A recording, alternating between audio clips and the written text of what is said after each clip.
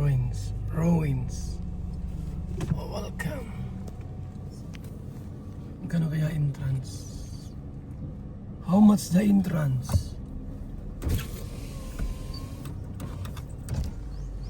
Meron daw po?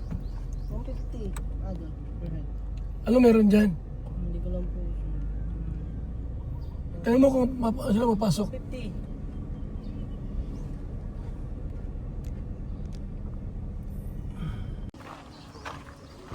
Ang tira mong bayad.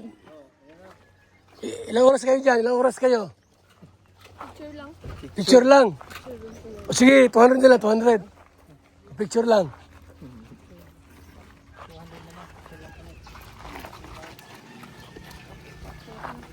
Mas pinamahal mo ng 50. May garag ka?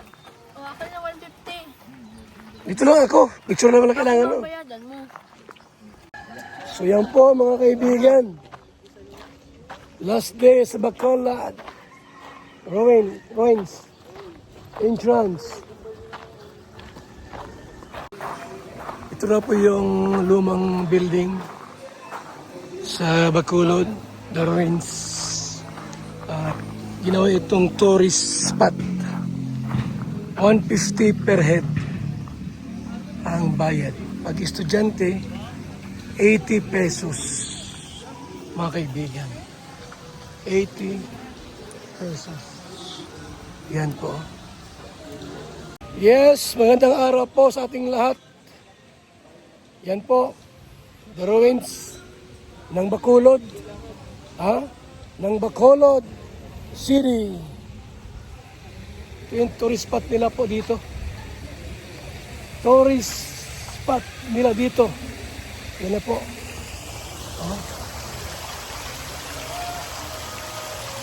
At ngayon po mga kakalingap, gusto ko lang pong gawa ng reaksyon, video.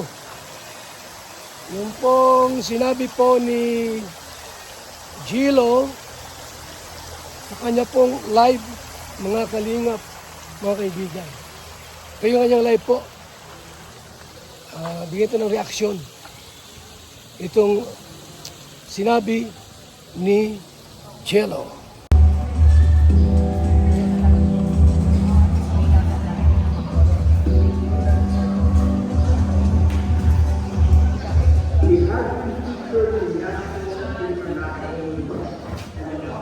Ruins.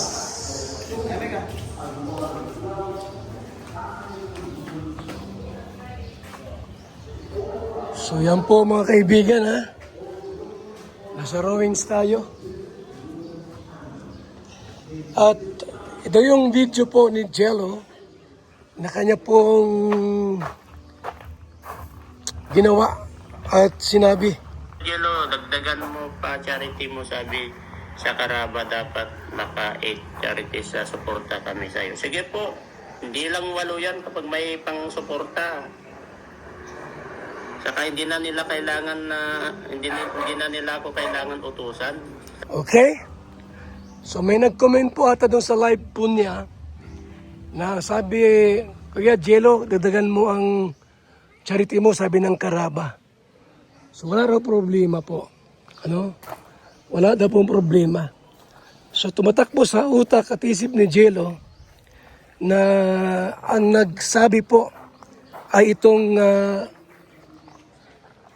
Karaba. So sabi ni Jello, o sige, kahit pa dagdagan ko pa yung 8 na yan. Sabi ni Jello. So wala siyang problema. Payag po siyang dagdagan yung charity niya. Kahit po, lumampas pa sa 8. About sa pagcha-charity ko, alam ko naman ang pagcha-charity. Walang dapat sa akin, walang dapat mag-utos sa akin. Kasi pako yan. Yan ang isa na pako. Walang kahit sino mag-utos sa akin. Wala daw kahit sinong pwede mag-utos sa kanya regarding po sa pagcha-charity. Tama. Di ba? Tama po yung sinabi ni Jello. No, na walang pwedeng mag-utos sa kanya bilang isang charity vlogger. Yan po yung building po mga kaibigan. Ruins dito sa Bacolod City. So, isa sa mga tourist spot na pinupuntahan po ng mga dayuhan para tingnan, no? Tingnan yung lumang building. Yan po. So, tama po si Jello. Walang sino mang pwedeng mag-utos sa kanya. Kung ilan yung kanyang i-charity sa kanyang channel. Mga kaibigan, mga kalingap. Tuloy po natin. Tuloy natin mga kaibigan. Alam ko ang ginagawa ko. Pagdating sa pagtulong, basta mayroon. So, tulad ng sabi ko, hanggat meron ako, yun, tuloy tayo. Pero yung utusan ako at bibigyan ako bibigyan ako ng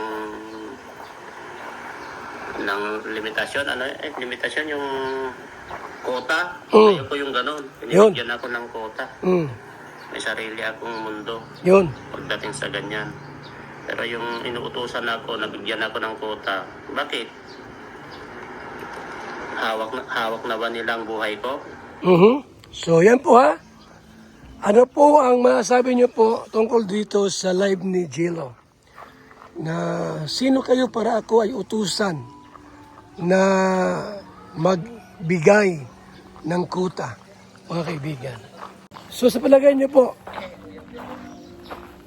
may tama ba si Jello? Tama ba siya sa kanyang sinasabi? Na sino kayo, karaba, para magbigay ng kuta sa akin? Alam ko ginagawa ko, karaba. Bakit kayo mag-uutos sa akin na itong gawin ko? Di ba? So, sa inyong palagay po, mga kaibigan, tama ba si Jello doon sa kanyang reaksyon? Na may nag-comment po sa kanyang live at nagsabi, Kuya Jello, dagdagan mo raw yung charity mo, sabi ng karaba. So yun po ang sagot niya. Walang problema. Pero huwag niyo kong utusan. Walang ganun. Alam kong ginagawa ko. Kayo po, sa palagay niyo po, mga kaibigan, yung mga nanonood sa ngayon, videos, paki-comment po sa videos natin, ano po ang inyong masasabi doon sa sinabi po ni Jello, mga kaibigan. Ano po ang masasabi ninyo sa sinabi ni Jello? Sige na po, paki-comment at babasahin ko po. Salamat, mabuhay, God bless. Guys, uminom po kayo ng VSM Kalingap Kape. Ang kaping may puso, masarap, papalakas at nagpapatigas ng buto-buto. Alkaline vitamin C, the mother of all vitamins, with 562.54 milligrams sodium as gentle, non-acidic, safe, even on an empty stomach. Boosts immunity, enhanced collagen production, a powerful antioxidant for everyday protection. Protect your health. Strengthen your immunity.